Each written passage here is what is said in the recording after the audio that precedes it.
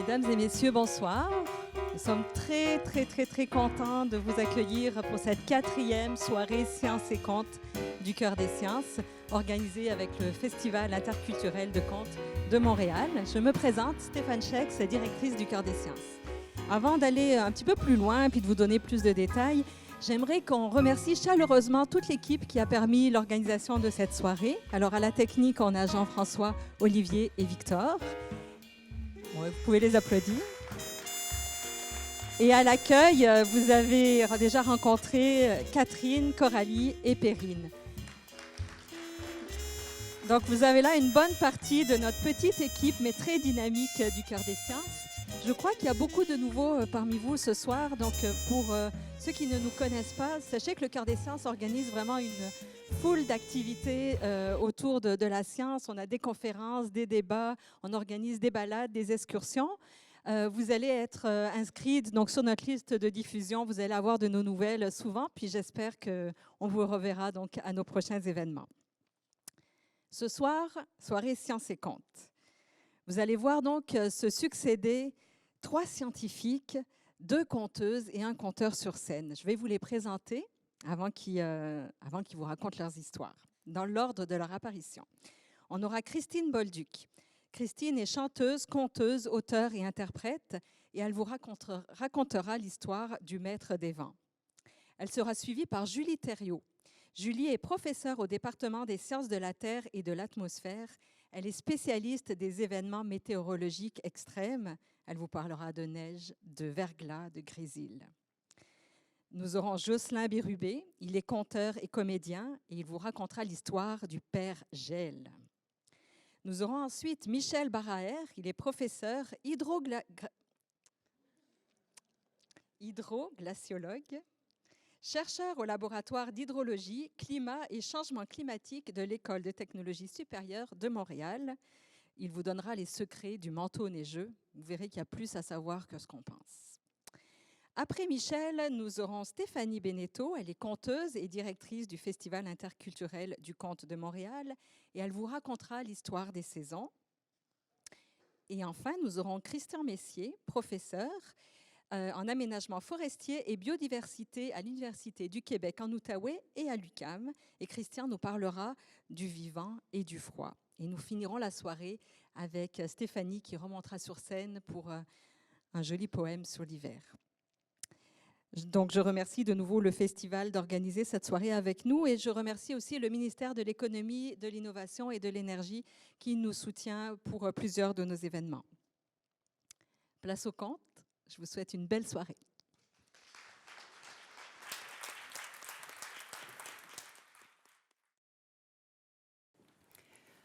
Bonsoir. Il était une fois, il y a très longtemps, dans un camp nomade au nord du monde, un vieil homme pauvre et ses 3 filles. Sa tente était constellée de trous et invitait le vent d'hiver. Ses vêtements et ceux de ses filles étaient si usés qu'on voyait presque au travers. L'interminable nuit d'hiver dans la toundra était une constante épreuve. Un jour, une terrible tempête s'est déclenchée. Le vent glacial a soufflé sans répit pendant des jours, pendant des nuits. Les tentes de peau semblaient vouloir s'envoler. Plus personne n'osait sortir de chez eux, de peur de se perdre dans le blizzard, de mourir de froid. Les gens ont commencé à avoir faim. La mort guettait. Le vieil homme pauvre était initié à la science des anciens. Ce soir-là, il est resté éveillé. Si ses filles n'avaient pas dormi, elles auraient vu leur père jouer avec des os.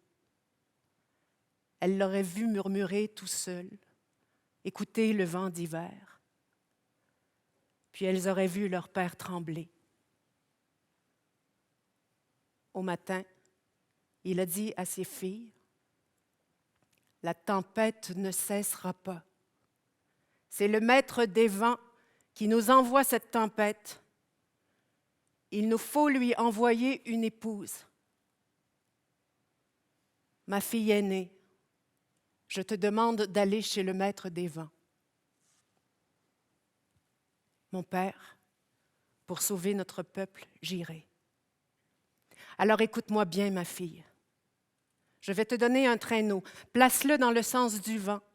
Assieds-toi et laisse-toi emporter par le vent jusqu'à la montagne. Sur le chemin, le vent va défaire les attaches de ton manteau. Le vent va remplir tes bottes de neige. Ne t'arrête pas pour secouer tes bottes. Ne t'arrête pas pour attacher ton manteau. Ne t'arrête pas non plus au pied de la montagne. Prends le traîneau et gravis la montagne. Au sommet, un oiseau va se poser sur ton épaule. Ne le chasse pas, caresse-le. Puis assieds-toi dans le traîneau et lance-toi dans la montagne. Le vent va t'emmener jusqu'à la maison du maître des vents. Entre, ne touche à rien, surtout, attends. Et quand le maître des vents va rentrer, fais exactement ce qu'il te demande. La fille aînée a fait ses adieux à son père et à ses sœurs, et elle est partie. Elle a placé le traîneau dans le sens du vent, elle s'est assise et le traîneau s'est mis à glisser de plus en plus vite. Le vent soufflait, elle vacillait, elle s'accrochait. Et puis le vent a défait les attaches de son manteau. Et puis le vent a rempli ses bottes de neige. Elle a cru qu'elle allait mourir de froid. Elle a freiné avec ses pieds. Elle a attaché son manteau et secoué ses bottes. Le traîneau s'est remis à glisser. Il s'est arrêté au pied de la montagne. Elle a gravi la montagne en emportant le traîneau. Au sommet, un petit oiseau à tête noire a volé autour d'elle. Elle l'a chassé d'une main. Elle s'est assise dans le traîneau, elle s'est lancée dans la montagne et le traîneau s'est arrêté devant une grande tente, la plus belle tente qu'elle n'avait jamais vue. Elle est entrée. Elle grelottait, son ventre criait famine. Par terre, dans un bol, il y avait un morceau de viande. À côté, tout ce qu'il fallait pour faire un feu. Elle a mangé une petite bouchée. Elle a allumé un tout petit feu de brindilles pour se réchauffer le bout des doigts.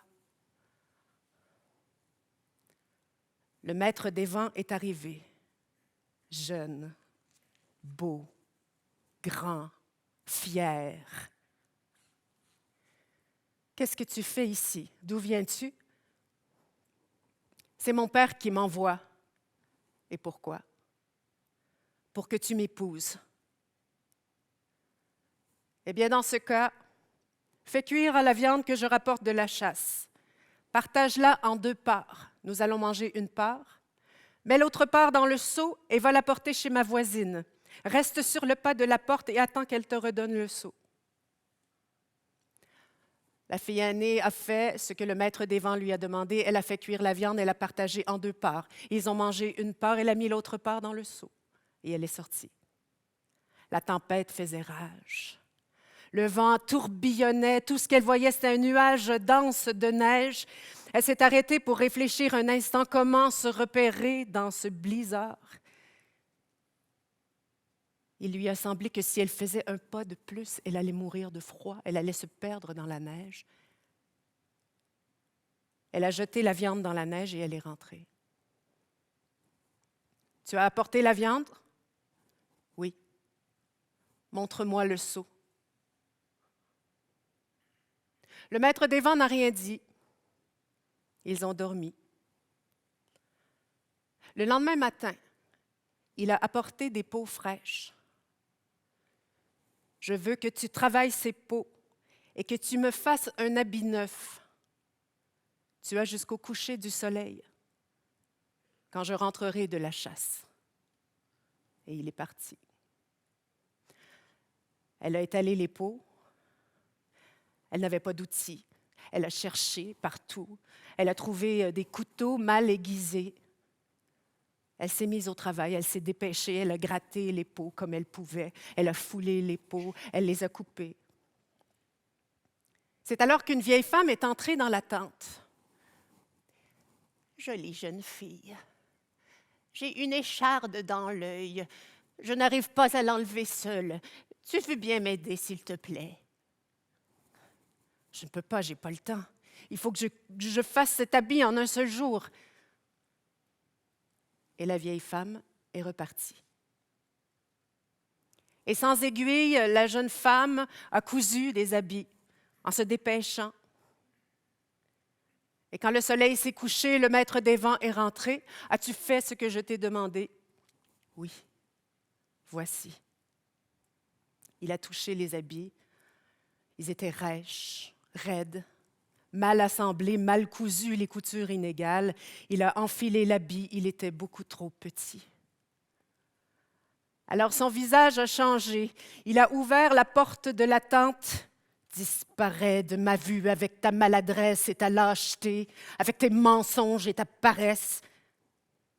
C'est alors que le vent d'hiver est entré dans la tente et s'est emparé de la jeune femme qui s'est envolée et qui est tombée plus loin dans un ravin où elle est morte de froid.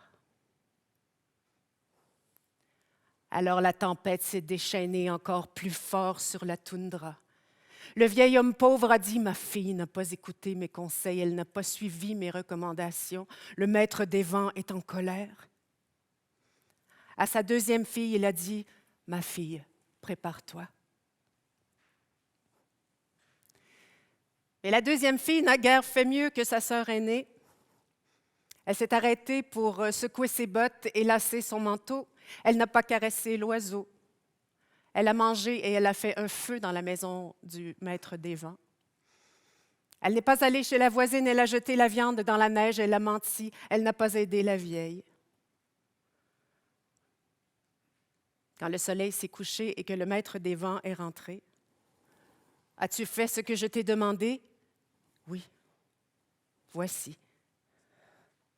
Rêche, raide, mal assemblé, mal cousu, trop grand.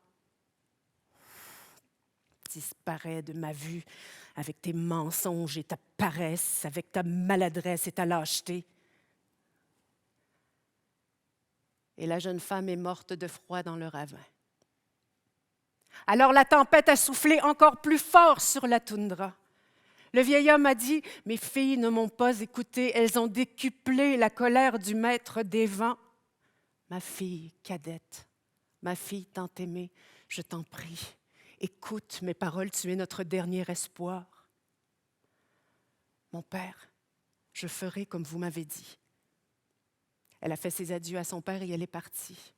Elle a placé le traîneau dans le sens du vent. Elle s'est assise. Et le traîneau a glissé, vite, de plus en plus vite, de plus en plus vite. Elle vacillait, elle s'accrochait, le vent grondait, hurlait, sifflait, giflait. Et puis le vent a rempli ses bottes de neige, et puis le vent a défait ses attaches, et les pans de son manteau lui fouettaient les cuisses, mais elle s'accrochait, elle a enduré le froid.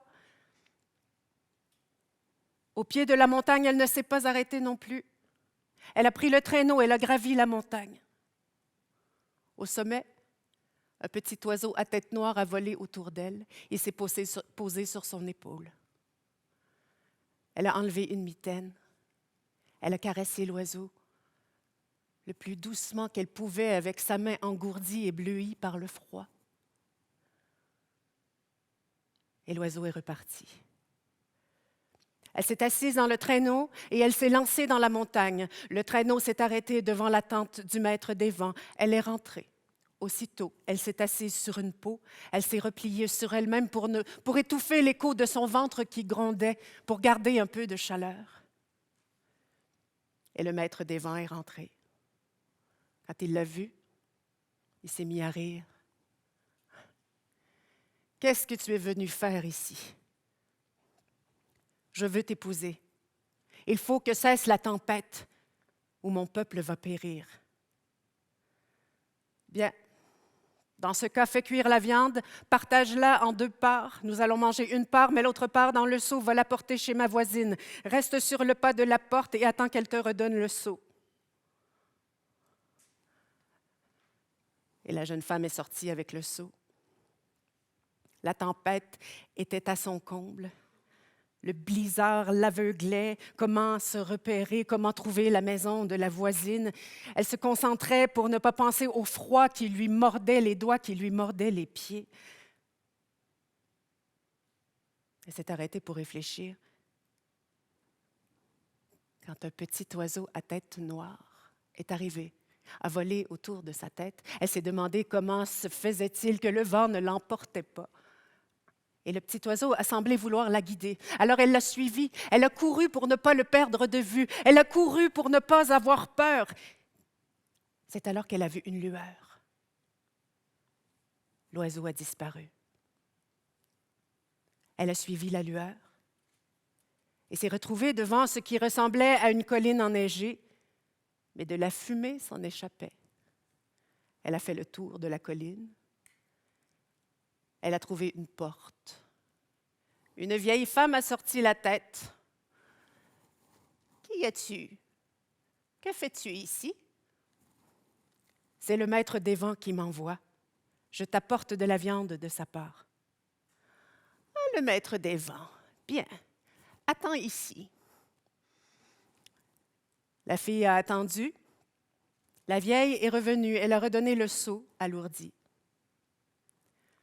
La jeune femme a voulu rebrousser chemin, mais le vent avait déjà effacé ses traces de pas dans la neige. Mais le petit oiseau est apparu. « Tu en as mis du temps. As-tu apporté la viande à ma voisine? » »« Oui. »« Montre-moi le seau. » Le seau était rempli d'outils, d'excellents grattoirs, des couteaux bien aiguisés, des aiguilles de toutes les tailles, tout ce qu'il fallait pour faire des habits neufs et travailler les peaux. Le maître des vents a souri. Ils ont dormi. Le lendemain matin, il a apporté des peaux fraîches. « Je veux que tu travailles ces peaux. Je veux que tu me fasses un habit neuf avant la nuit. Si tu réussis, je vais t'épouser et je ferai cesser la tempête. » Et il est parti. Elle a étendu les peaux, elle a étalé les outils. Comment faire des habits en un seul jour? Ne pas réfléchir, œuvrer. Il fallait œuvrer. Aussitôt, elle s'est mise au travail. Avec rigueur, avec patience, elle a gratté les peaux. Avec rigueur, avec patience, elle a foulé les peaux. Et puis avec précision, elle les a coupées. Elle a pris le temps qu'il fallait. Elle ne s'est pas arrêtée. Le travail avançait lentement.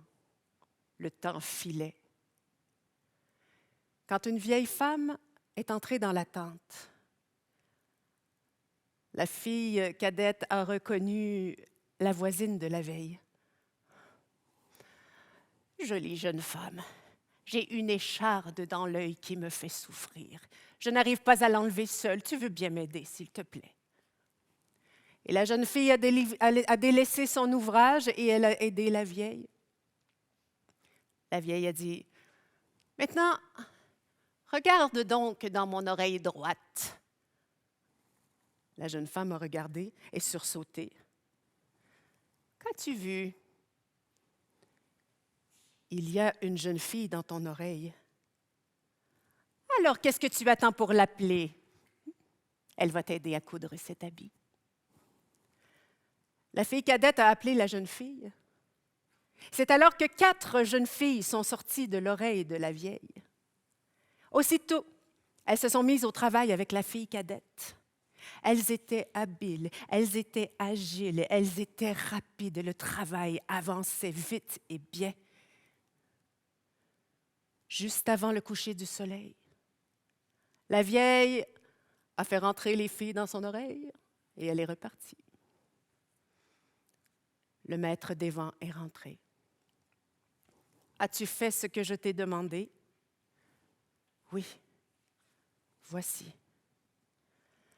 Et les peaux étaient souples et douces, et l'habit était bien assemblé, et les coutures étaient parfaites, et l'habit lui allait comme un gant. Il a souri. « Tu me plais. Tu plais aussi à ma mère et à mes 4 sœurs. je veux t'épouser. Et je promets de tout faire pour te rendre heureuse. » Et à ces mots, enfin la tempête s'est calmée dans la toundra. Et quelque part au nord du monde, dans un village nomade, un vieil homme a souri, a fermé les yeux et a donné son dernier souffle.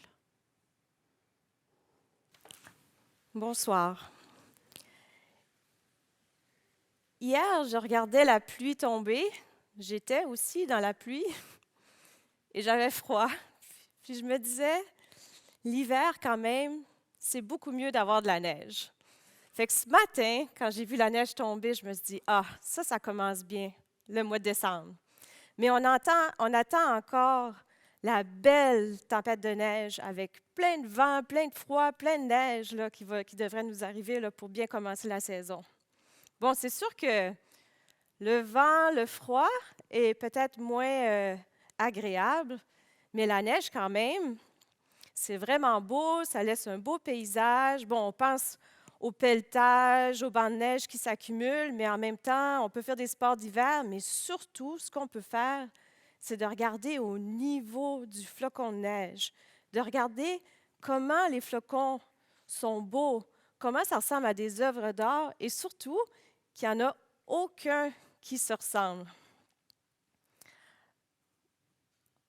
Aussi, en fait, en regardant les flocons de neige, on est capable d'en savoir beaucoup sur les conditions météorologiques actuelles et dans les conditions météorologiques dans lesquelles ils ont passé pour arriver à la surface.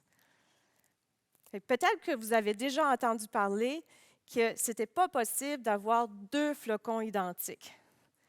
Des flocons de neige, dans les années 50-60, ont été classifiés par les Japonais en différentes formes et qui sont formés à différentes températures et différentes conditions atmosphériques.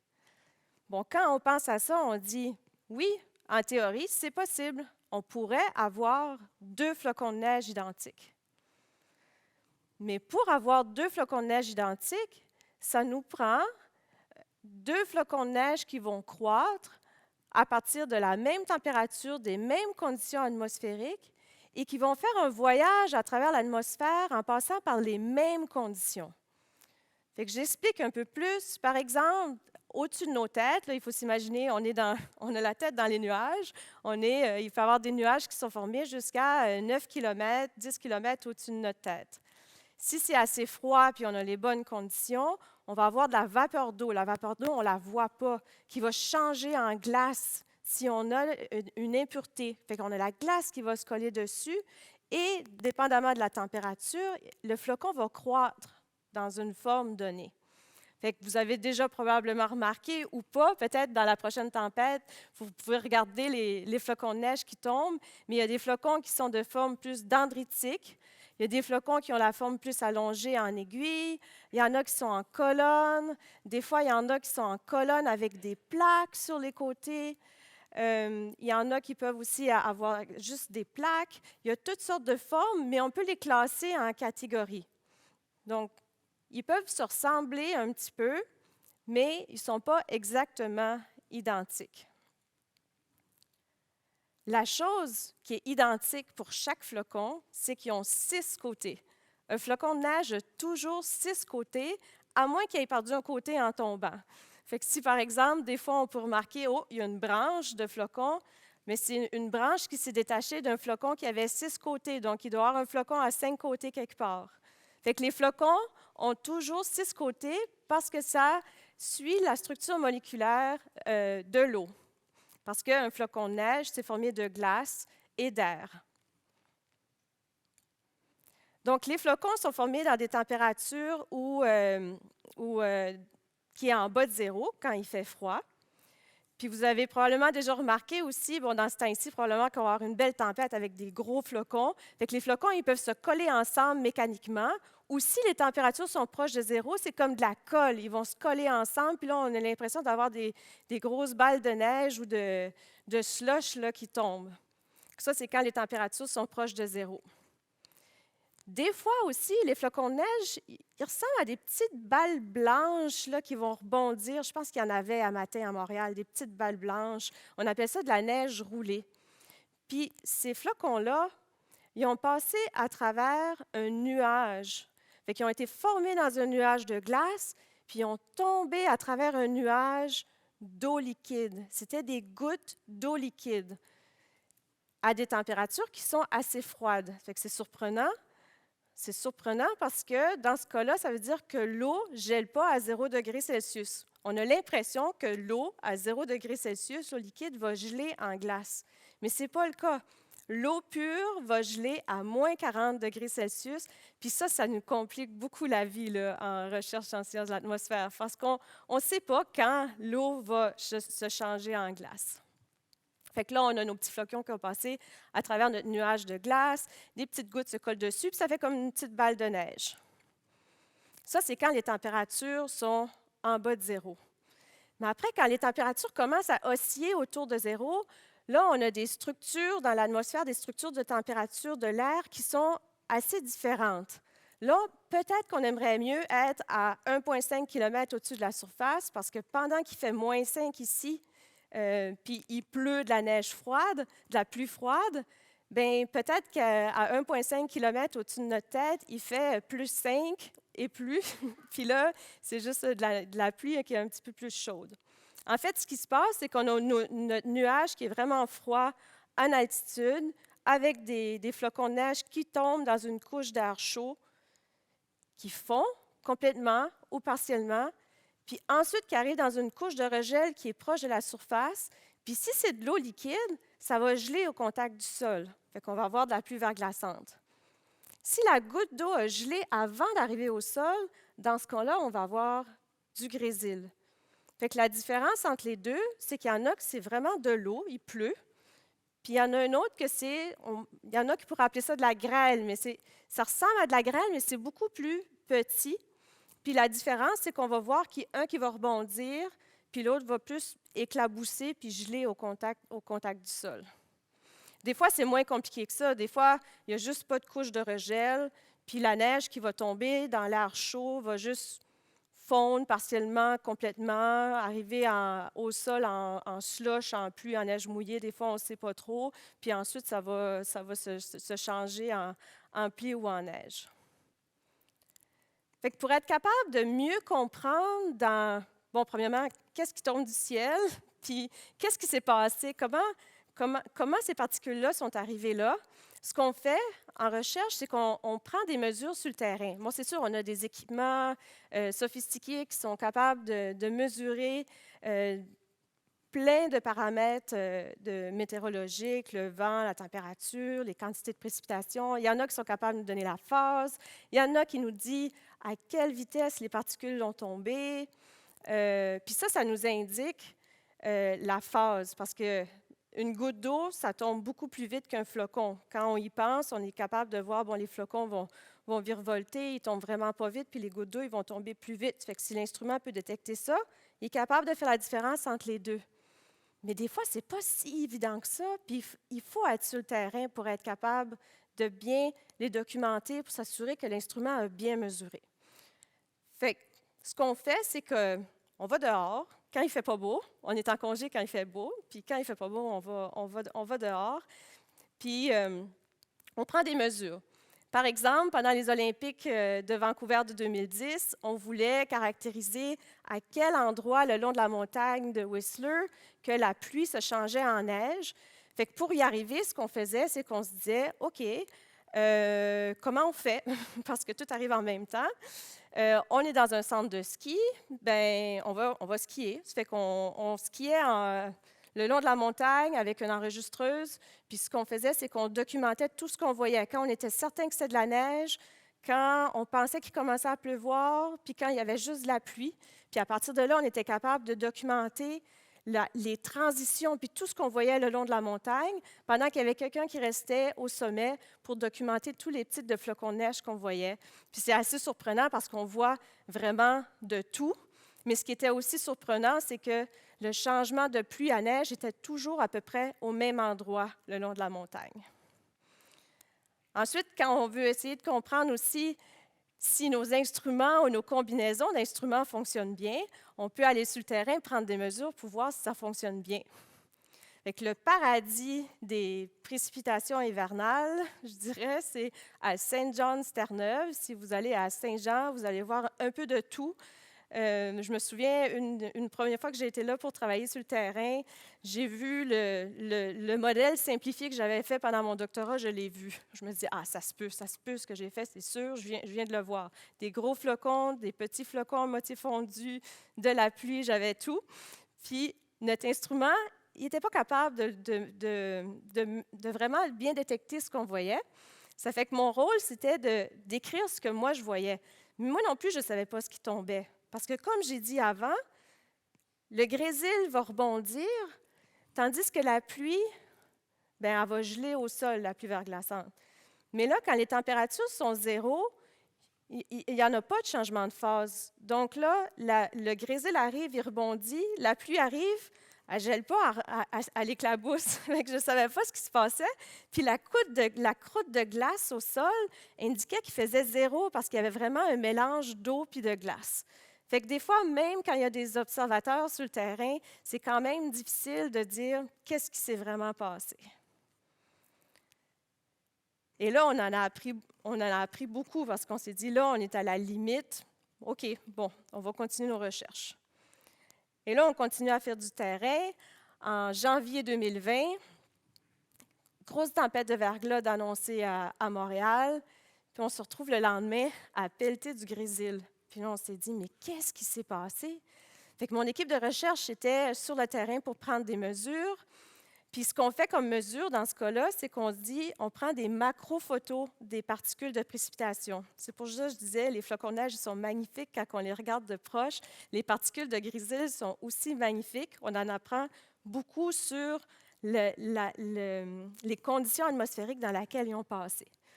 Fait quand mon équipe, ils prennent des mesures, ils voient qu'il y a du grésil, que ce n'est pas du verglas, mais qu'est-ce qui s'est passé? On ne comprend pas.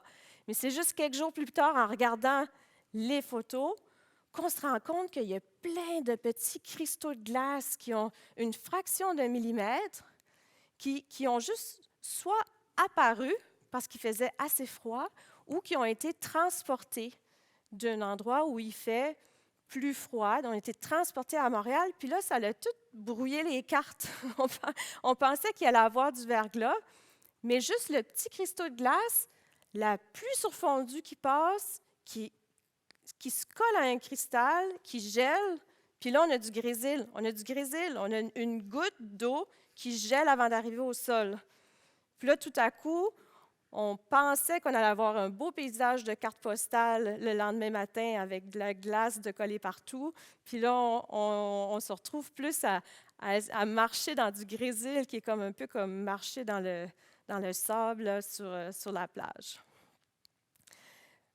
Fait qu'ici, quand on compile toutes ces observations-là, on se rend compte que des fois, en hiver, surtout quand les températures sont proches de zéro, que quand on voit une prévision où on a un peu de tout, des fois ça nous arrive, on voit possibilité de pluie verglaçante, grésil, neige mouillée, pluie, neige, là, il y a de tout.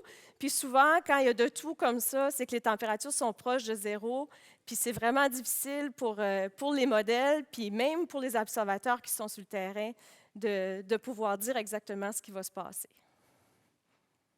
Bonsoir, merci d'être là.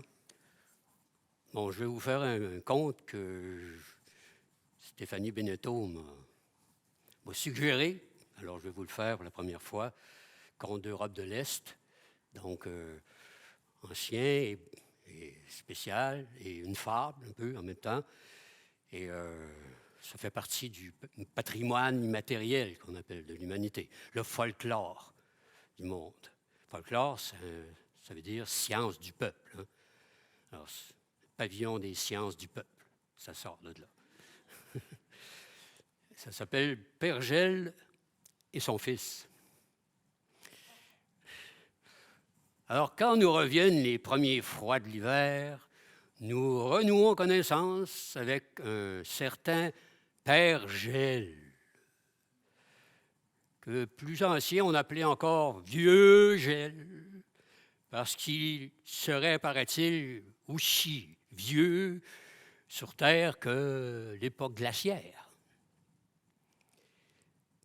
Père Gel a aussi un parent assez lointain, une parenté, Père Gélisol, qui, lui, est en dormance à l'année, hein, dans le sol de l'Arctique, couvrant ce grand continent de sa barbe blanche. Et Père Gel, contrairement un peu à son lointain parent, le géant endormi du Nord, du Grand Nord, reste réveillé tout l'hiver, c'est sa saison. Il a aussi on va dire, la faculté de se faire petit, même minuscule, extrêmement efficace, et voire même redoutable. Ben, pour vous situer un peu, c'est lui qui, l'hiver, vous envoie des frissons glacés le long du dos, qui vous rougit le nez à vous en faire couler de la guédille, qui vous mordigue les oreilles.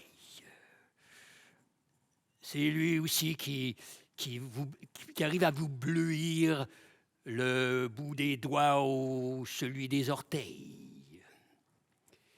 qui vous force à grelotter malgré vous. Hein?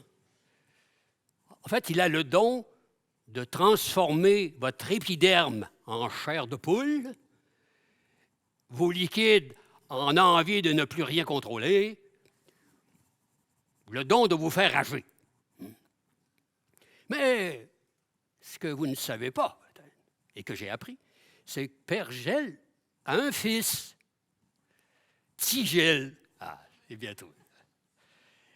Et comme tous les jeunes qui aiment, avec raison, s'affirmer, Tigel aime à penser qu'il est aussi rusé et fort que son père, qu'il surnomme parfois Gello, car il grouille beaucoup et pour le calmer, son père, en apprenti, lui refile des travaux un peu plus faciles et relaxants, comme par exemple le domaine aquatique, hein, étendre une mince couche de glace sur l'eau des lacs, des étangs, ou sur les trottoirs, ou givrer les vitres.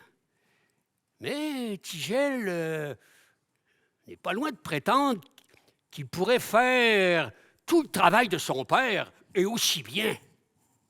Surtout celui sur les humains. Alors, un jour d'hiver, Père Gel prenait une pause dans la forêt avec son fils, dans le fait d'un grand chêne ou pas dans le bois. Et Tigel gardait toujours la conviction de trouver le moment pour épater son père, de lui montrer comment, par exemple, il pourrait faire regretter aux gens d'avoir quitté leur chaumière douillette pour aller s'aventurer au grand fret. Et voilà-t-il pas que passe sur le chemin, aux abords du chêne, une carriole splendide, tirée par 2 chevaux bien nourris, conduite par un cocher. Sur le siège arrière est assis un riche marchand négociant de la région, aussi bien nourri que ses chevaux, et emmitouflé de fourrure. Il porte un capot de chat sauvage, dont le collet monté en peau de vison lui remonte jusqu'en haut avec son foulard, jusqu'aux oreilles, sous son chapeau en peau de castor.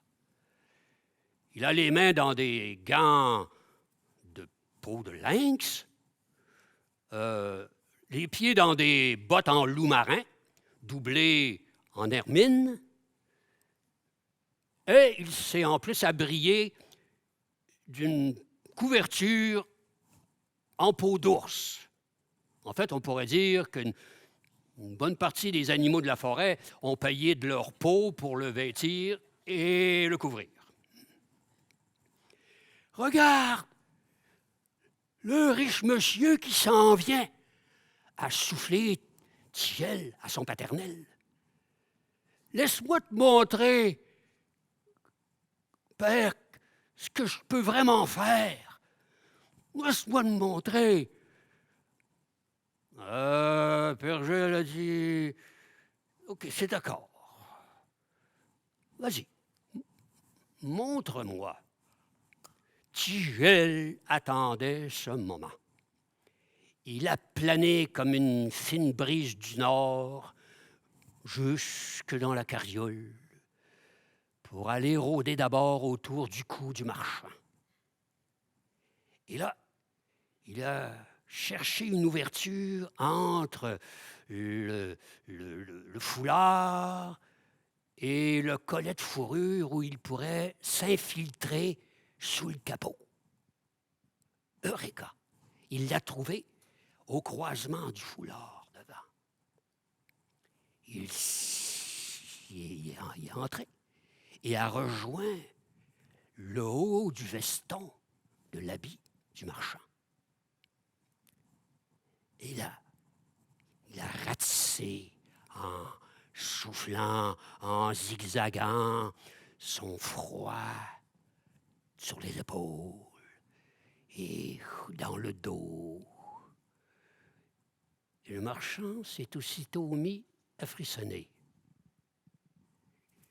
Tigel, encouragé, s'est éclipsé par où il était entré pour aller s'attaquer à une nouvelle cible, pas loin, les oreilles. Il s'est glissé entre le haut du capot et le rabat du chapeau pour arriver au lobé des oreilles.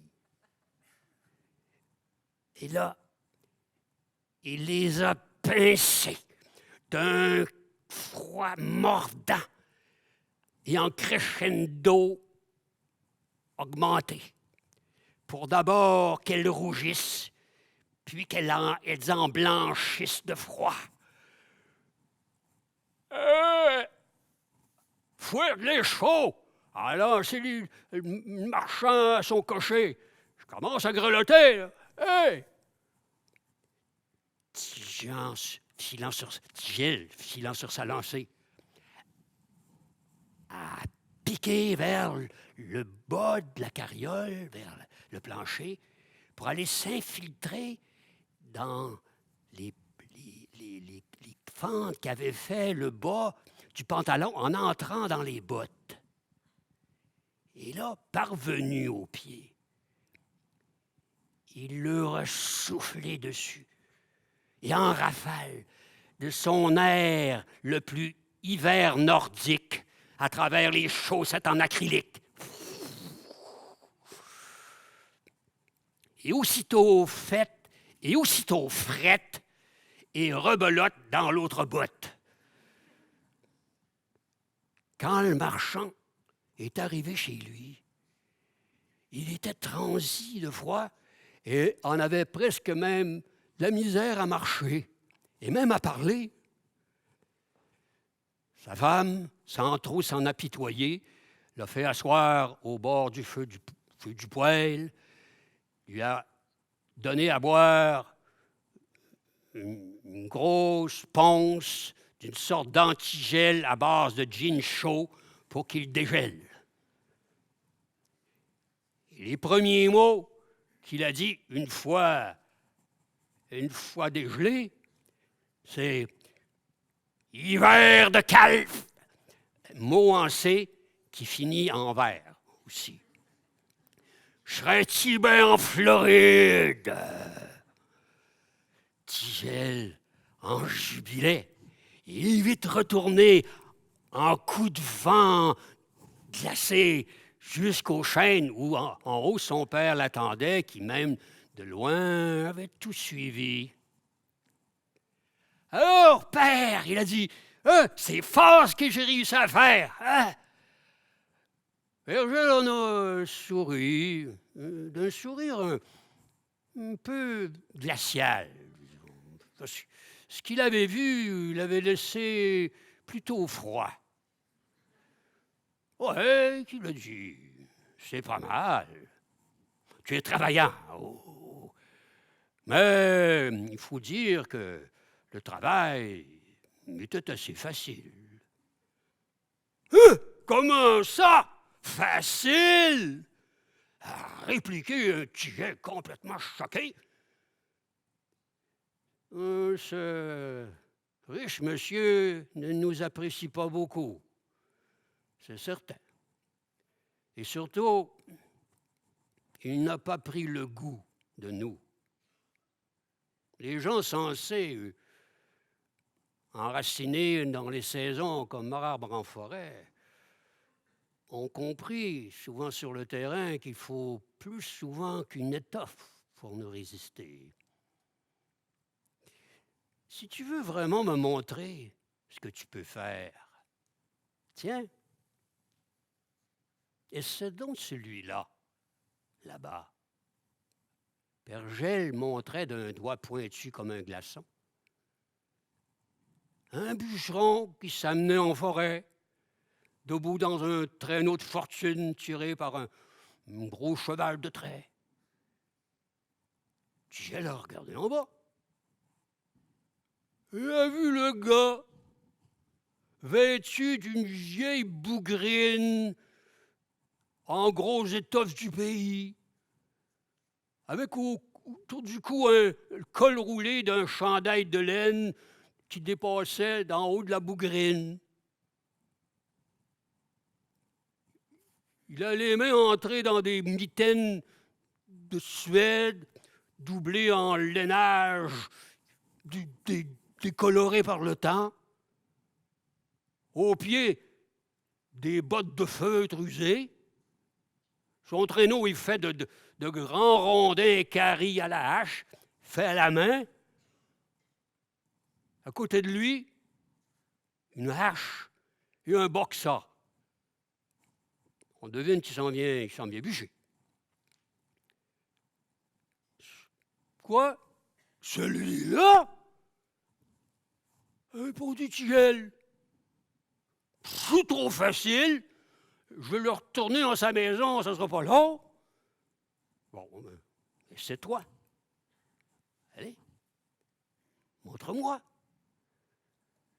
En un rien de temps, Tigel s'est retrouvé dans le traîneau du bûcheron. Et là, il a repéré une fissure dans une semelle de l'une des bottes. Et là, il s'y est enfilé. Et là, son but, c'est il lui a envoyé une valeur sûre qu'il avait vue tout à l'heure. Lui appliquer des morsures glacées sur le bout des pieds. Mais au premier, où tout commençait, le bûcheron a sauté en bas de son traîneau. Là, il s'est mis à trotter à côté du cheval. Tigel, dans les bottes, se faisait piétiner, d'assez écrasé. Et heureusement, il y a eu juste le temps de sortir par la même entrée qui est arrivée. Juste avant que le bûcheron ait le dos dessus sur lui, s'en tirant sauf, et retourner à l'arrière du traîneau. Attendre que le bûcheron revienne. Et quand le bûcheron est revenu, il a remonté dans son traîneau. Et là, Tigel, excusez-moi, ils sont pas loin les deux. Il a aperçu une boutonnière où un bouton était manquant, créant une certaine petite ouverture dans la bougrine. Il s'y est glissé. Et là, rôdant sur le chandail en col roulé, il est allé encore d'une valeur sûre. lui souffler de ses souffles les plus glacés sur la poitrine, les épaules, les bras. Mais, au premier frisson ressenti, le bûcheron a lâché les cordeaux et là, il s'est mis à se frapper la poitrine avec ses poings, poing, à se frotter les bras, les épaules, bang, bing, bang, pendant que le pauvre Tigel, complètement paniqué, se faisait pardasser, se faisait pouler, cogner dessus. Il essayait de se sauver. L'entrée s'était refermée devant, sous les coups. Qu'importe les recoins où il se plaçait, les poings du bûcheron le trouvaient. Et ça n'a quand même pas pris gouttite avant qu'il voit la petite ouverture devant lui. Et il s'est enfilé dedans, dehors. Sain et sauf encore. Faut pas que se décourager, il s'est dit. Je vais juste attendre qu'il se mette à bûcher. Et là, il va y goûter. Le bûcheron a arrêté son traîneau. On a débarqué avec sa hache, et puis s'assit, fin prêt pour le boulot. Et Tigel l'était aussi pour le sien. Mais le bûcheron faisait aller sa hache sur les bouleaux avec tellement d'énergie que les copeaux volaient, et le pauvre Tigel, il n'arrivait pas à s'approcher. Encore pire pour la scie, le va-et-vient de la scie faisait voler dans les airs des sciures de bois. Et Tigel, plus jeune un peu, avait eu une allergie à la sciure de bois. Là, il pouvait pas. Il rôdait. Et le bûcheron qui continuait avec la formule des anciens bûcherons. Envoie mon argent, va-t'en ma santé. Envoie mon argent, envoie ma santé. Viens-moi l'argent, va ma santé. Il est sciure de bois. Je revolais. Pour Tigel rôdait, sans pouvoir s'approcher, pensant que son père allait bien s'amuser de lui. Tout à coup, le bûcheron s'est arrêté pour souffler. Pouf! Qu'est-ce que c'est dit? Ça réchauffe encore un titi, cette affaire-là. Là, il a enlevé ses mitaines, il les a posées sur le banc du traîneau. Et là, il s'est mis à corder ses bûches. Il s'est frotté dans les mains, corder ses bûches dans le traîneau. Tigel, il voyait une chance inespérée. Il s'est glissé dans les mitaines. Et là, le bûcheron a encore fini de corder son bois, ses bûches. Et là, il a repris ses mitaines. Et ils étaient raides, durs comme de la roche.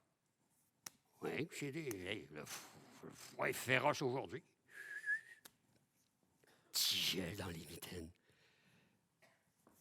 Il était content de son coup. Mais le bûcheron, il a commencé à les frapper l'une sur l'autre. Paf, paf, paf, paf. Et là, il les a déposés sur une souche. Puis là, il a commencé à les frapper avec le côté plat de sa hache. Bang! Il flanc. Ouais, dégelé, ouch! Ouais, dégelé, ouch! Pendant que le pauvre Tigel se faisait tabasser, cogner dessus. Et il s'en est quand même un peu tiré, mais pas vraiment assez comme il pouvait pour se retrouver sur le plancher du traîneau. Et tout ce qu'il a pu faire, c'est aller se cacher, se réfugier en 2 bûches de la cordée. Ah, dit le bûcheron, ils sont pas mal plus souples maintenant.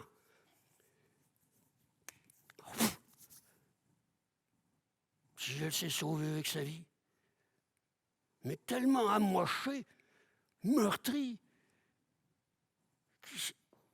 c'est tout ce qu'il a pu faire, se cacher, puis on est resté là jusque temps que le traîneau repasse devant le grand chêne où l'attendait son père. Il a dit, cet humain-là est terrible, papa. Il est sans pitié. D'abord, il m'a pilé dessus avec ses pieds. Il m'a frappé à coups, partout. Après, il m'a lancé de la sciure de bois pour finir par m'aplatir avec sa hache. J'en veux pas de cette job-là. C'est pas pour moi, c'est trop dur. Tu peux la garder pour toi, papa. Berger s'est empêché d'en rire, mais a simplement répondu: quand tu seras aussi malin, futé, que ce travailleur qui gagne sa vie en forêt tout l'hiver pour gagner son pain et qui a appris sur le terrain le vivre ensemble avec nous, eh bien, tu pourras, mon fils, me remplacer. Mais en attendant, c'est moi et les bûcherons qui régnons sur les forêts. Bon, finalement, à vous maintenant d'apprivoiser et d'apprendre le vivre ensemble avec le froid et de régner vous aussi et en commun avec lui sur les forêts urbaines d'aujourd'hui. Merci, c'est ça l'histoire.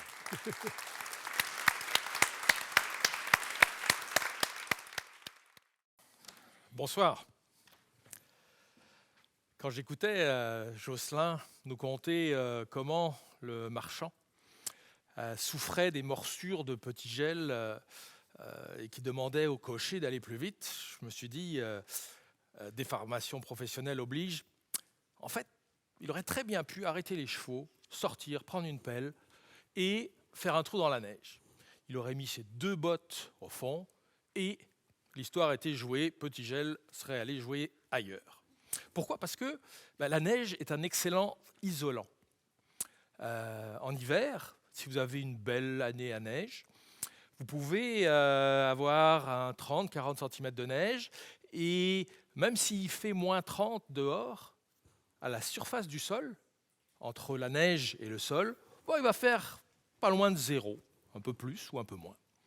Et donc oui, c'est un excellent isolant. D'ailleurs, les fructiculteurs, excusez-moi, je bute sur ce mot-là, je l'ai appris tout à l'heure, parce qu'il fallait que je trouve le mot. Les fructiculteurs, vous voyez, le savent bien parce que ils savent que les années sans neige, eh bien, c'est des années souvent où il y a beaucoup de dommages sur les arbres, sur leurs arbres. Donc, c'est vraiment quelque chose d'important. Alors, pourquoi est-ce qu'on a cet aspect isolant ? C'est parce que Julie nous racontait tout à l'heure, où elle nous expliquait comment les flocons sont divers et que certains peuvent être vastes. Et donc, quand ils tombent, il y a aussi pas mal d'air qui reste dans le manteau neigeux. Et puis, cet air-là, elle isole. C'est l'air qui va isoler, qui fait en sorte que la température ne descend pas plus profondément. Alors, il faut quand même dire que cet aspect isolant va diminuer avec le temps. C'est-à-dire que pour que le manteau neigeux reste bien isolant, il faut que régulièrement, il y ait des tempêtes de neige. Pourquoi ça ?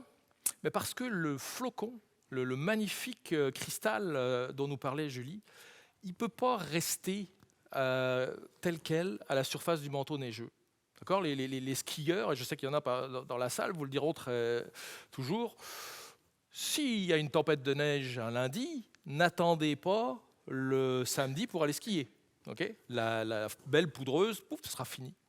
Non, allez le lendemain, peut-être le surlendemain, portez-vous malade, enfin bref, trouvez une solution, mais il faut tout de suite en profiter. Ce phénomène-là, ça s'appelle, dans notre jargon, le métamorphisme. Alors, qu'est-ce que le métamorphisme ? C'est tout simplement que les conditions dans lesquelles les cristaux sont formés n'existent plus quand le flocon est sur le sommet du manteau neigeux. Et donc, finalement, les petites molécules d'eau qui sont tout au bout du flocon vont se détacher et hop, vont venir se reposer plus au milieu du flocon. Et donc, les beaux cristaux vont petit à petit se transformer en grains un peu plus grossiers. D'accord. Et donc, l'air, ça se densifie, il y aura moins d'air, et donc l'aspect isolant va s'atténuer un petit peu. Bon, s'il y a assez de neige, il y a de quoi faire, mais quand même, c'est quelque chose qui est courant.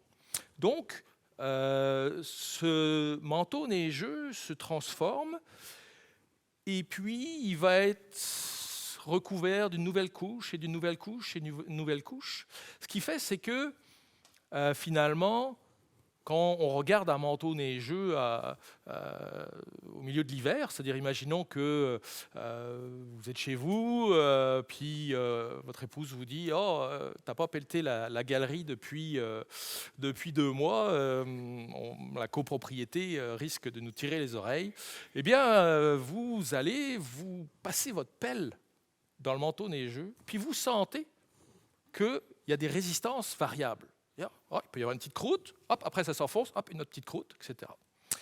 C'est ça le manteau neigeux. Chaque couche qui a été produite par une tempête ou une chute de neige, eh bien, va se transformer, puis elle va se transformer de façon différente, suivant les éléments. Et donc, au milieu de l'hiver, on a un manteau neigeux qui est formé de toutes ces couches. Avec mon équipe de recherche, en hiver, toutes les semaines, au moins une fois par semaine, on se rend au Mont-Rigaud, sur une commune qui s'appelle Sainte-Marthe.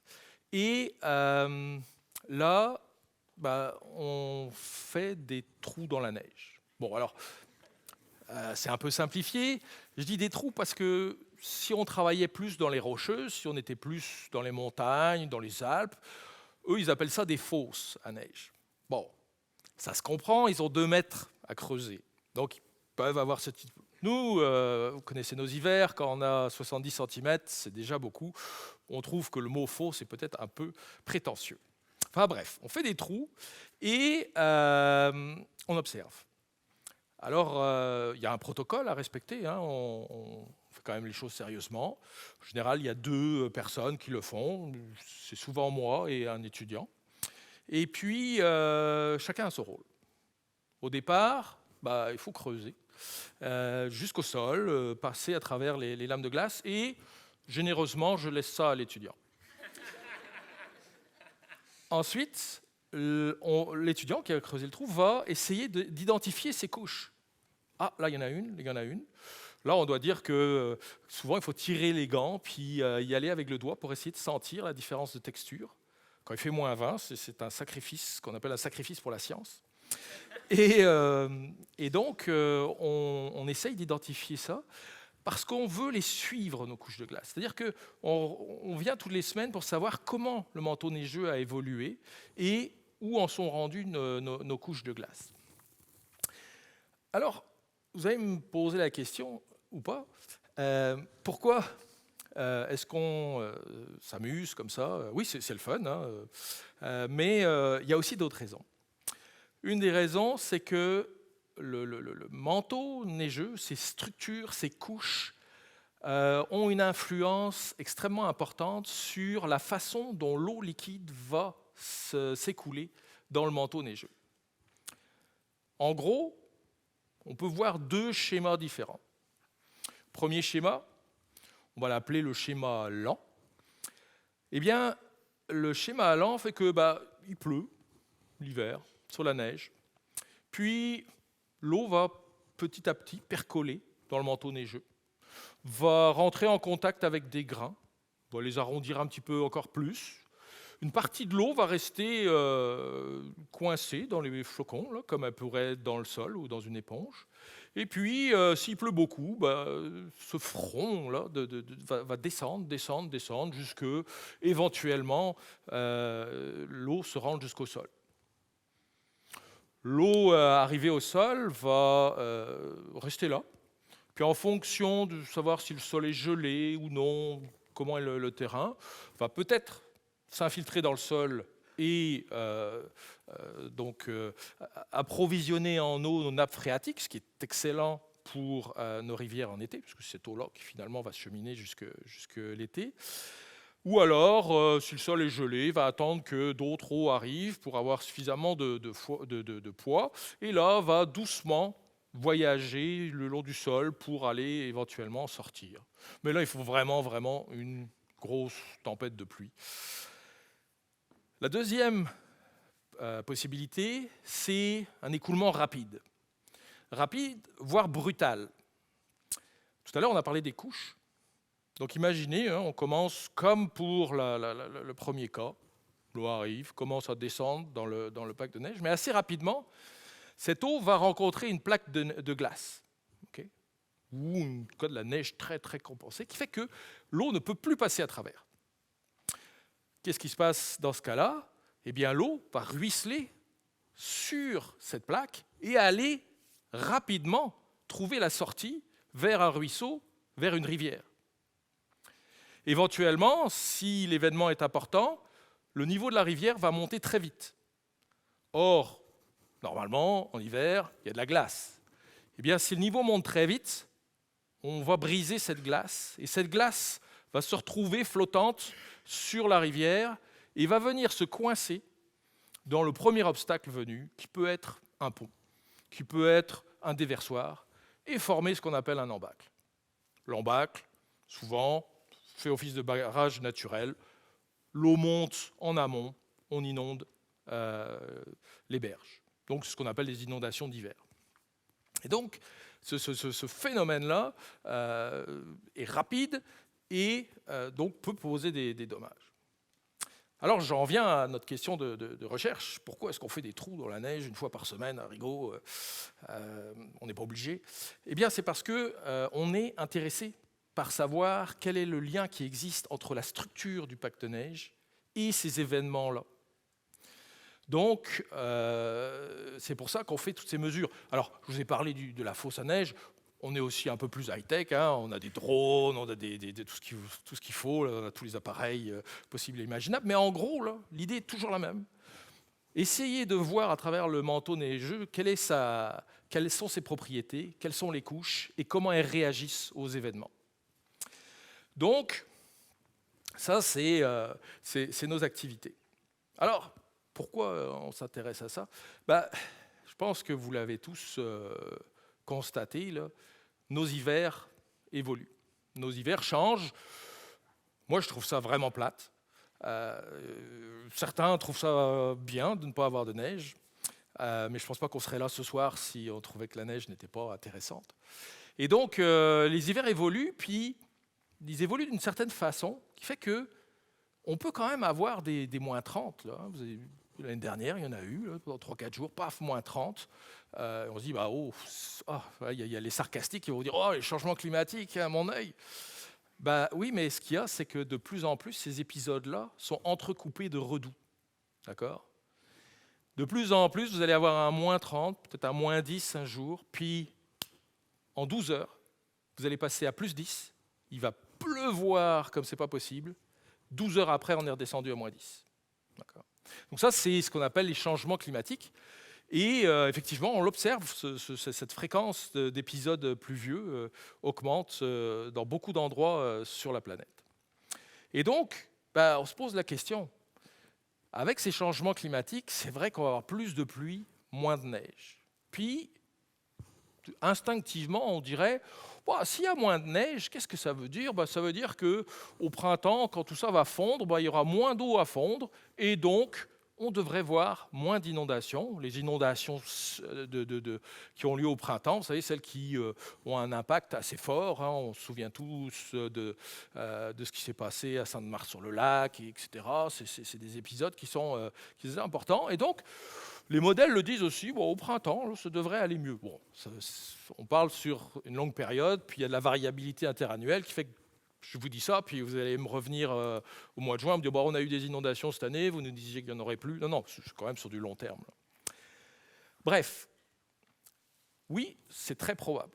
Par contre, ce qui est intéressant, c'est de se dire, en même temps, notre pack de neige change. À chaque fois qu'il y a ces épisodes de redoux, à chaque fois, on va former des couches, souvent des couches de glace. La pluie verglaçante va former de superbes couches de glace. Plus il y a de la pluie verglaçante, plus on a un pack de neige qui va réagir de façon rapide, brutale aux événements de pluie sur neige. Et donc c'est ça, les questions qu'on se pose, c'est est-ce que, avec les années qui viennent, est-ce qu'on ne risque pas de voir de plus en plus ces épisodes d'inondations hivernales qui sont plus locales? On ne parle pas du Saint-Laurent, là.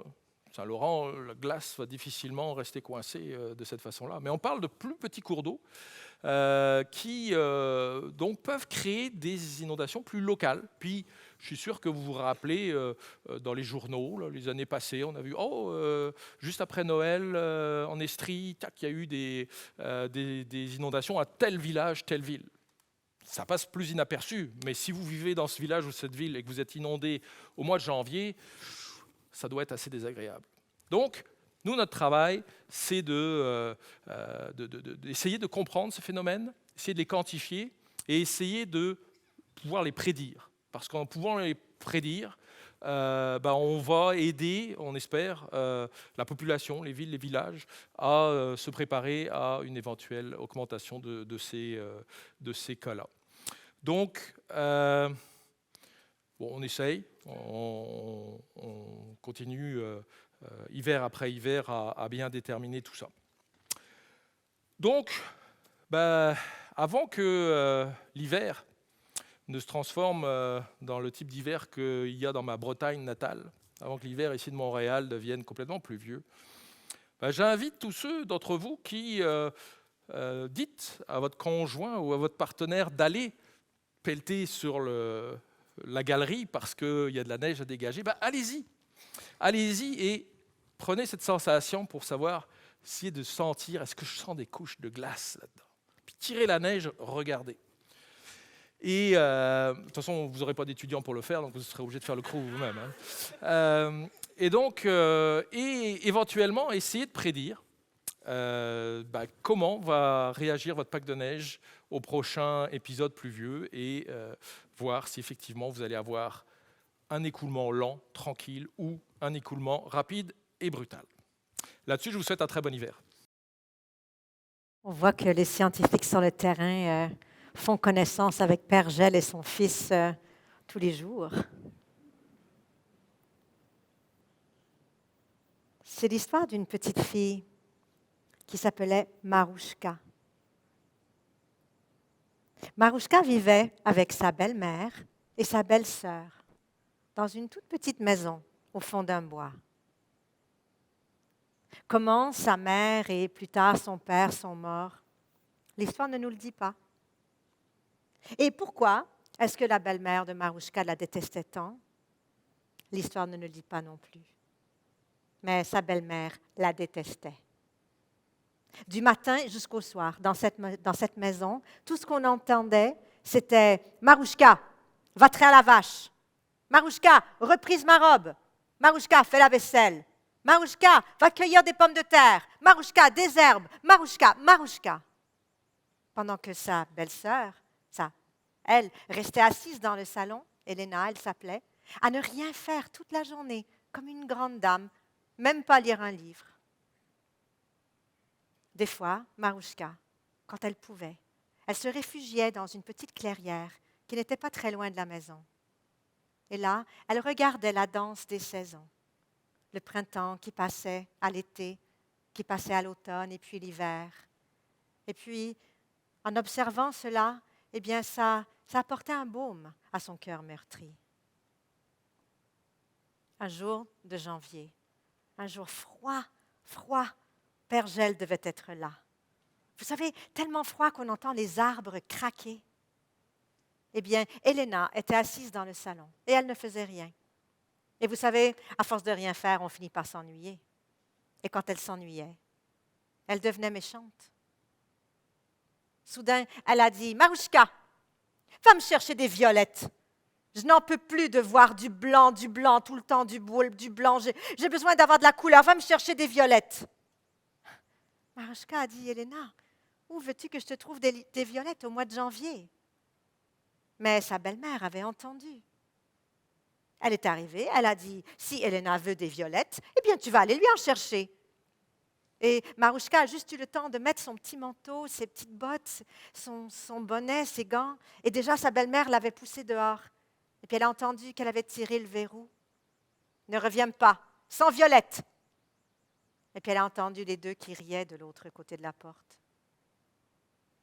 Marouchka a regardé tout autour d'elle, neige, blanc. Elle s'est demandé comment elle allait faire. Et puis elle s'est souvenue que dans la clairière où des fois elle allait se réfugier, au printemps, il y avait des violettes.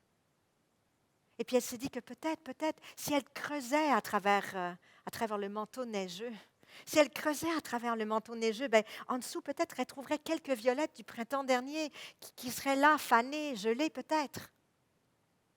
Alors elle s'est dirigée vers la clairière. Mais en s'approchant, elle a vu qu'il y avait un feu. Et autour du feu, il y avait 12 hommes, tous assis sur une pierre. Il y avait une pierre qui était plus grande que toutes les autres, et sur celle-là était assis un vieillard avec une longue barbe blanche. Elle s'est approchée. Elle a vu qu'il avait un manteau de fourrure blanc, très très doux. Il avait un bâton entre les mains, un bâton en chêne qui était sculpté de figures étranges. Messieurs, elle a dit, est-ce que je pourrais me réchauffer à votre feu, s'il vous plaît? Le vieillard lui a fait signe, et puis elle s'est approchée. Et puis il l'a regardée, il a dit, petite fille, que fais-tu dehors par un froid pareil? Je cherche des violettes, monsieur.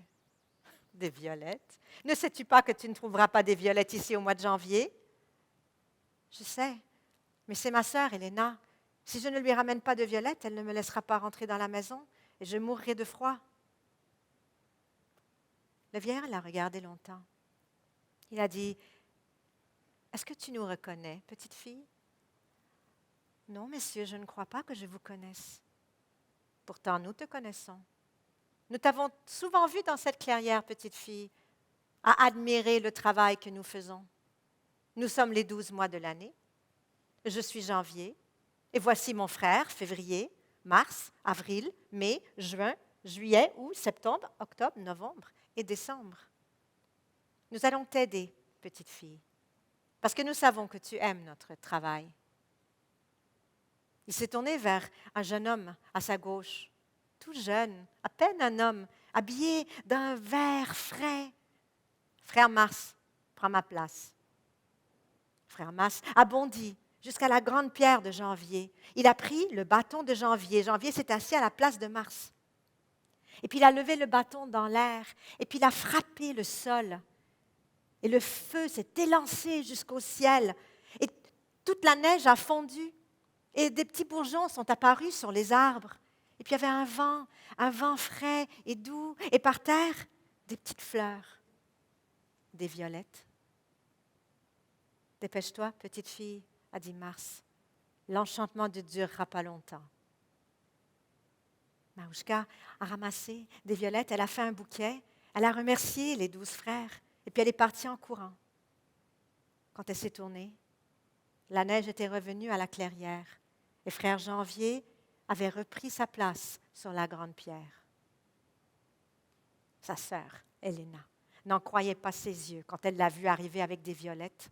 Elle a pris le bouquet et puis elle a passé l'après-midi dans le salon à les sentir, à les écraser entre ses mains. À la fin de la journée, toutes les violettes fanées étaient à terre autour de sa chaise. « Marouchka, passe le balai. » Le lendemain, il faisait encore plus froid. Tellement froid, vous savez, tellement froid que c'est probablement Père Gel qui est en train de vous chatouiller les oreilles. Mais cette journée-là, Elena était dans le salon à ne rien faire et vous savez, à force de rien faire, on s'ennuie. Et quand elle s'ennuyait, elle devenait méchante. Marouchka, va me chercher des fraises. Je n'en peux plus de manger du chou, du navet, du chou, du navet. Va me chercher des fraises, j'ai besoin de quelque chose de sucré. Mais tu sais bien qu'il n'y a pas de fraises, Elena. Mais déjà, la belle-mère était là. Et elle a juste eu le temps de mettre son manteau et qu'elle était dehors, puis elle a entendu le verrou tirer dans la porte. Elle n'osait pas espérer que les frères seraient là encore. Elle se demandait même si ce n'avait pas été un rêve. Mais dans cette clairière, au début de l'été, il y avait des fraises au sol. Et se disant que peut-être si elle creusait, elle trouverait quelques fraises gelées qui seraient restées de l'été dernier. Elle a pris le chemin jusqu'à la clairière. En arrivant, elle a vu le feu et les 12 hommes assis autour du cercle, frère Janvier sur sa grosse pierre avec son bâton. « Messieurs, puis-je me réchauffer les mains à votre feu ?» Elle s'est approchée et frère Janvier a dit « Petite fille, il fait encore plus froid que hier. Que fais-tu dehors? » « C'est ma sœur. Maintenant, elle veut des fraises. » « Ta sœur n'est pas raisonnable. Elle devrait savoir qu'on ne peut pas manger des fraises en janvier. Mais nous allons t'aider, petite fille. » Il s'est tourné vers un homme en face de lui. « Frère Juin, prends ma place. » Frère Juin, habillé en jaune, en rose, en rouge, est arrivé. Il a pris le bâton de frère Janvier. Frère Janvier s'est assis à sa place. Il s'est assis sur la grande pierre. Il a levé son bâton dans les airs et puis il a frappé le sol. Et le feu s'était lancé encore plus haut dans les airs. Et toute la neige a fondu. Et puis les bourgeons sont sortis sur les arbres et bientôt des feuilles et le vent était chaud. Et il y avait un lilas qui a fleuri et toutes les feuilles sont tombées. Et par terre, des fleurs, des petites fleurs blanches. Et voilà qu'elles étaient rouges. Des fraises. Dépêche-toi, petite fille. Je ne pourrai pas garder l'enchantement très longtemps. Marouchka a ramassé les fraises. Elle les a mises dans son manteau. Elle a remercié les 12 frères et puis elle est partie. Quand elle s'est tournée, l'hiver était revenu à la clairière. Elena a mangé les fraises tout l'après-midi. À la fin de la journée, par terre, autour de sa chaise, il y avait des queues de fraises écrasées. Marouchka passe le balai. Le lendemain, c'était la journée la plus froide de l'année. Tellement froide que c'était dangereux de sortir. Mais Elena, elle s'ennuyait. « Va me chercher des pommes !»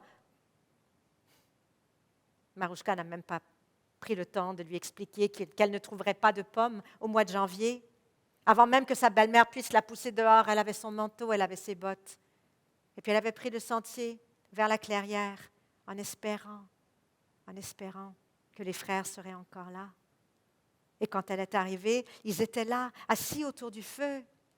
Et frère Janvier a dit, « Qu'est-ce qu'elle veut cette fois-ci? » Maintenant, elle veut des pommes. « On va t'aider, petite fille, mais c'est la dernière fois. On ne peut pas continuer comme ça à changer les saisons, mais on va t'aider une dernière fois. Frère Octobre, prends ma place. » Et frère Octobre, tout habillé en brun et en orange, a pris la place de frère Janvier. Il a pris son bâton en chêne, il l'a soulevé dans les airs et puis il a frappé le sol. Mais cette fois-ci, le feu est devenu petit, tout petit. Et puis ça sentait les champignons et la boue. Et puis les arbres étaient couverts de feuilles rouges et jaunes. Et puis il y avait des feuilles sèches qui soufflaient au vent. Et puis le vent était frais. Et là, il y avait un pommier, avec quelques pommes encore en haut. Dépêche-toi, petite fille, l'enchantement ne durera pas longtemps. Marouchka a secoué le pommier, il y a une pomme qui est tombée. Elle a secoué le pommier, une autre pomme est tombée. Elle s'en allait le secouer une autre fois lorsque frère Octobre a dit « ça suffit. 2 pommes devraient suffire à ta sœur. » Alors elle a pris les 2 pommes, elle a remercié les frères et puis elle est partie en courant. Quand elle s'est tournée, tout était blanc. Elena a saisi les 2 pommes qu'elle lui a offertes. « Quoi? Seulement 2? » Elle a dit. « Est-ce qu'il y en avait seulement 2 dans l'arbre? » Non, il y en avait plus, mais il y a un homme qui m'a dit de ne pas en prendre plus que 2. Il a dit que c'était suffisant. Elena a mangé une pomme juteuse, délicieuse. Elle a mangé l'autre et puis elle a commencé à mettre son manteau et ses bottes. « Qu'est-ce que tu fais? » a dit sa mère. « Mais je vais chercher des pommes, puisque ma petite sœur n'est pas assez intelligente pour en ramener plus que 2. » Sa mère a essayé de la convaincre de ne pas y aller, mais Elena était déjà en train de suivre les traces de sa sœur qui menait vers la clairière. quand elle est arrivée, voilà les 12 hommes autour du feu. Elle s'est avancée. Elle ne les a pas salués. Et puis elle a commencé à se réchauffer les mains au feu. Et frère Janvier l'a regardée, il a dit, « Petite fille, que fais-tu dehors par un temps pareil? » « Ben ça ne te concerne pas, mon vieux. » Frère Janvier a froncé les sourcils. Il est resté assis sur la grande pierre. Il ne l'a donnée à personne. Il a soulevé son bâton dans les airs et il a cogné le sol. Et puis tout d'un coup, il a commencé à neiger. D'abord, des beaux grands flocons, comme Julie nous racontait. Mais bientôt de plus en plus. Et puis bientôt, le vent s'est levé, des rafales de vent. Il neigeait tellement fort qu'Héléna ne voyait rien. Elle ne voyait pas le feu, elle ne voyait pas les frères, elle ne voyait pas le chemin pour rentrer chez elle. La neige rentrait dans le col de son manteau, dans ses bottes, elle avait froid. Chez elle, à la maison, la belle-mère regardait par la fenêtre et quand elle a vu que les flocons commençaient à tomber, elle a dit « Mais qu'est-ce qu'elle fait? Qu'est-ce qu'elle fait? Elle est en train de manger des pommes, elle a oublié de revenir à la maison. Je vais aller la chercher. » Et elle aussi a mis son manteau et ses bottes. Et puis elle est allée dans la tempête pour trouver sa fille. Marouchka a attendu. Elle a attendu tout l'après-midi. Mais les femmes ne sont pas revenues. Lorsqu'il a commencé à faire noir, elle a mis une bougie à la fenêtre pour les aider à trouver leur chemin. Mais elles ne sont pas revenues. Elle a fait à manger. Elle a mis 3 bols sur la table, elle a attendu. Elles ne sont pas revenues. Le lendemain matin, lorsque la tempête s'était arrêtée et qu'il y avait un beau ciel bleu, elles n'étaient toujours pas revenues. Elles ne sont jamais revenues. Elles étaient ensevelies sous la neige du mois de janvier. Quant à Marouchka, elle savait comment vivre dans sa petite maison au fond des bois. Alors elle a vécu là. Et l'histoire raconte qu'un jour, elle a rencontré un homme, ou peut-être était-ce une femme, qui aimait les saisons autant qu'elle. L'histoire raconte qu'ils ont eu 12 enfants qui aimaient les saisons autant que leurs parents. L'histoire ne raconte pas si ces enfants sont devenus des scientifiques ou des conteurs, ou peut-être les deux. Mais je pense que vous savez les noms que les parents ont donnés à leurs 12 enfants. Et s'ils ne sont pas morts, eh bien, ils vivent encore.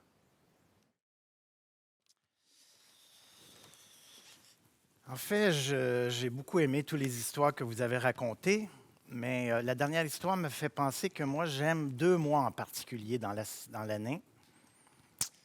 Le mois de janvier-février, là, c'est un de mes mois préférés. Je vais vous expliquer pourquoi. Et l'autre, c'est le mois d'avril. Et peut-être que vous allez commencer à comprendre qu'il y a un lien entre ce qui se passe en janvier-février et ce qui se passe au mois d'avril. Et en fait, je vais vous parler de 2 phénomènes importants qu'on peut observer quand on se promène en forêt l'hiver et le printemps. 2 phénomènes qui sont interreliés d'une certaine façon. Et j'ai intitulé le premier phénomène, c'est l'hiver qui craque. Je ne sais pas si vous avez déjà eu la chance d'être en forêt en plein mois de janvier, février, lorsqu'il fait un beau petit moins 20, moins 30. Habituellement, c'est ensoleillé, évidemment, quand il fait froid comme ça. Et que là, le soleil se couche et tout à coup, vous entendez ce que les Amérindiens appellent le moment où la lune est présente et que les arbres craquent. Avez-vous déjà entendu ce son particulier l'hiver, quand vous êtes dans une forêt d'érablières en particulier, où il fait moins 20, moins 30, le soleil se couche et là, vous entendez c'est comme des coups de fusil. Bang! Bang! Et là, j'ai une question à vous poser. Qu'est-ce qui cause cela? Dites-moi. Je ne vous vois pas bien, là, mais qui a déjà entendu ça en hiver, quand il fait très froid? Peut-être levez la main, je vais voir un peu Et c'est quoi qui cause ça, selon vous? Allez-y. Non? Vous n'êtes jamais posé la question? Quelqu'un d'autre? C'est la sève qui gèle et qui éclate. C'est logique, monsieur le spécialiste ici? Vous ne me prononcez pas? Mais en fait, c'est exactement l'inverse. Et les Anglais ont un terme que j'aime beaucoup. Ils appellent ça the frost shrinkage. Ça veut dire que le bois, à ce moment-là où il fait très froid, que le soleil se cache et que le tronc de l'arbre se refroidit très rapidement, il y a des cellules qui se rétrécissent, un ratétissement des cellules causé par un froid intense. Là, vous allez me dire, là, je suis compteur, là, je ne suis pas scientifique probablement. Comment est-ce possible? Parce que quand et puis il y a de l'eau dans l'aubier, vous le saviez. Dans l'aubier, là, c'est la partie de l'arbre qui conduit la sève de la racine jusqu'aux feuilles. Elle est remplie d'eau. C'est très important qu'il y ait une colonne d'eau continue, puisque quand le printemps arrive, que les feuilles sortent, ça permet à l'eau de circuler des racines jusqu'aux feuilles. Donc, l'arbre doit maintenir une colonne d'eau. Et cette colonne d'eau-là, lorsqu'il fait très froid, les cellules qui contiennent cette eau-là rétrécissent de façon très rapide. Il se crée une fissure dans le bois. Et cette fissure-là libère énormément d'énergie et ça fait bang, comme un coup de fusil. Et je vais vous expliquer ce qui se passe. C'est très, très intéressant. Et ce qui se passe à ce moment-là est relié à un phénomène que vous connaissez bien, qui est la coulée de l'eau d'érable au printemps, au mois d'avril. Donc, qu'est-ce qui se passe? Il faut comprendre un peu c'est quoi la structure de l'aubier. L'aubier, là, vous comprenez, c'est la partie du bois juste en dessous de l'écorce qui conduit la sève des racines jusqu'aux feuilles. Et cet aubier-là a deux types de tissus. Il y en a plus, mais deux types importants. Un qui est un tissu qui permet à l'arbre d'être solide. On l'appelle le scléranfile. Le scléranfile, mais en fait, c'est un genre de fibre qui est vide. Et juste à côté de cette fibre-là, un autre fibre qu'on appelle souvent des trachéides ou des vaisseaux, qui est rempli d'eau. Et c'est dans ces vaisseaux-là que la sève peut conduire des racines jusqu'aux feuilles. Et en hiver, lorsqu'il fait très, très froid, évidemment, c'est gelé, mais pas vraiment gelé parce que les arbres ont trouvé une façon de résister à l'hiver en mettant toutes sortes de solutés, des sucres, un genre d'antigel. Et donc, ces cellules-là ne sont pas vraiment gelées, mais lorsqu'il fait très froid, il y a l'eau à l'intérieur qui se dissout dans les fibres adjacentes qui sont vides. Et vous savez, quand il fait très froid, l'air est très sec. Donc, les cellules qui sont pleines d'eau, l'eau a tendance à aller vers un milieu plus humide, à un milieu plus sec. Et l'eau a tendance à se transformer en flocons de neige. Et comme c'est vide, ce flocon de neige-là a de l'espace pour prendre l'expansion sans créer de tension dans l'arbre. Mais comme l'eau quitte les cellules gorgées d'eau pour remplir ces fibres vides-là, ils se rétrécissent. Et c'est ça qui crée un genre de pression négative. Et là, l'arbre, dans certains cas, lorsqu'il fait très, très froid, le phénomène se fait tellement rapidement que ça crée des fissures. Pensez, lorsque vous êtes en hiver, il fait très froid, vous allez avoir des gerçures sur la lèvre, et c'est parce que l'eau sort de votre peau et il y a un genre de rétrécissement de votre peau. C'est exactement le même phénomène. Et ce phénomène-là est intéressant puisqu'il explique la coulée de la sève de l'eau d'érable au printemps. Je vais encore vous poser une question. Savez-vous comment ça se produit? Est-ce que vous commencez à avoir une idée avec ce que je viens de vous expliquer? Comment se produit la coulée de l'eau d'érable? Qu'est-ce qu'il faut au printemps pour que ça coule? Vous le savez tous. Qu'est-ce qu'il faut? Oui, mais il faut des nuits pas seulement froides, il faut que ça gèle. Et il faut qu'il fasse chaud le jour. Et je vais vous expliquer le lien entre les deux. C'est quand même assez intéressant. quand il fait froid, le même phénomène que je vous ai expliqué, il va y avoir une migration de l'eau des cellules qui conduisent la sève vers des fibres qui sont vides. Et à ce moment-là, les cellules vont se rétrécir, mais comme il ne fait pas très froid, habituellement, on ne va pas avoir ce genre de son là, ou de brisure dans l'écorce. Mais ce que vous allez avoir, c'est un rétrécissement des cellules. Et ça va aspirer l'eau du sol vers l'arbre, un peu comme une poire. Là. Pendant les fêtes, là, quand vous avez votre dinde et que vous voulez l'arroser de jus, vous prenez un genre de poire, et si vous pesez dedans et que vous relâchez, ça va aspirer l'eau dans la poire, mais exactement, l'arbre fait exactement la même chose. Avec ce rétrécissement des cellules, l'eau du sol est absorbée, monte dans l'arbre, et lorsque la température se réchauffe pendant la journée, les cristaux de glace qui sont dans les fibres vides fondent, et là, l'eau va aller migrer de ces fibres-là à l'intérieur des cellules remplies d'eau sucrée, donc par osmose. Et qu'est-ce qui va se produire aussi? Il va y avoir une libération de CO2 parce qu'au même moment, il y a un enzyme qui transforme l'amidon en sucrose dans l'eau. Et là, ça va créer un élargissement des cellules. Le CO2 augmente, ça va créer une pression. Et donc, si vous faites un trou dans l'arbre, l'eau va s'écouler parce que là, il y a une force positive qui va pousser l'eau à l'extérieur de l'arbre. Donc, vous comprenez que si vous n'avez pas des hivers et des températures froides, bien, vous n'avez pas de sirop d'érable. Et je vais terminer pour vous dire que ces questions-là m'ont fasciné depuis longtemps, tellement que maintenant, j'ai une équipe qui essaye de mieux comprendre qu'est-ce qui se passe vraiment dans l'érable pour expliquer la coulée de l'eau d'érable, pourquoi certaines journées des érables coulent mieux que d'autres, pourquoi quelquefois il fait très froid la nuit et il fait chaud le jour et ça ne coule pas très bien, et dans d'autres cas, il ne fait pas finalement tellement froid la nuit et pas tellement chaud le jour et ça coule beaucoup. Il y a beaucoup de variations, il y a beaucoup de phénomènes qu'on ne comprend pas. Donc, j'ai une équipe actuellement qui a équipé plusieurs érables dans ma forêt en Outaouais, avec toutes sortes d'équipements, des senseurs de température, des senseurs d'humidité, un peu partout dans l'arbre, de la cime jusqu'au tronc, et même des senseurs dans le sol pour savoir qu'est-ce qui se passe dans le sol.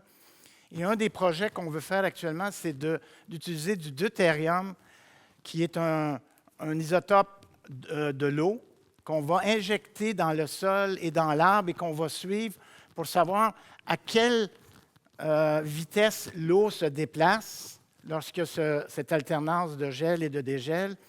Et est-ce que l'eau qui peut partir du sol et aller jusque dans la cime de l'arbre et redescendre pour peut-être produire de l'eau d'érable? Il y a beaucoup de phénomènes qu'on ne comprend pas encore. Et je vous dirais que ce qui est typique en science, peut-être un petit peu frustrant, c'est plus qu'on étudie un phénomène, plus on se rend compte qu'on le connaît peu et qu'il y a des choses à comprendre. Juste terminer en vous expliquant aussi que ce phénomène-là là, de couler de l'eau d'érable, ce n'est pas seulement pour le plaisir humain. Hein? Les gens se posent la question, mais pourquoi l'érable a développé ce mécanisme-là? Mais il y a une raison évolutive. Et en fait, si on n'avait pas cette coulée d'eau d'érable au printemps, l'érable ne pourrait pas survivre ici l'hiver au Québec. Parce que quand il fait très froid, la colonne d'eau qui est dans l'arbre souvent se brise et crée des embolies. Et le printemps, lorsque les feuilles sortent, s'il y a des embolies dans ces colonnes d'eau-là, à ce moment-là, le mouvement d'eau ne pourra pas se produire et l'arbre va mourir.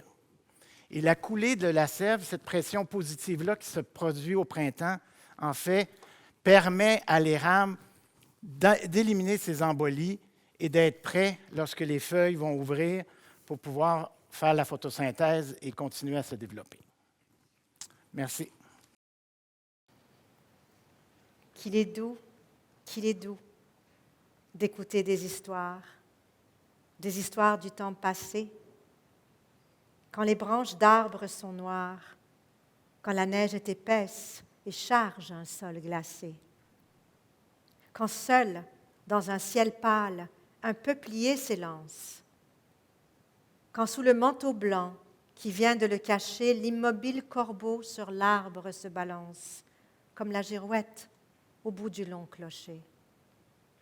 Qu'il est doux d'écouter des histoires du temps passé, quand les branches d'arbres sont noires, quand la neige est épaisse et charge un sol glacé. Alfred de Vigny. Bon hiver, tout le monde. Merci beaucoup. Je vais vous inviter à remonter sur scène pour qu'on vous applaudisse très chaleureusement. Christine Bolduc, Julie Thériault, Christian Messier, Jocelyn, j'ai oublié votre nom, Michel Barrère. Merci beaucoup.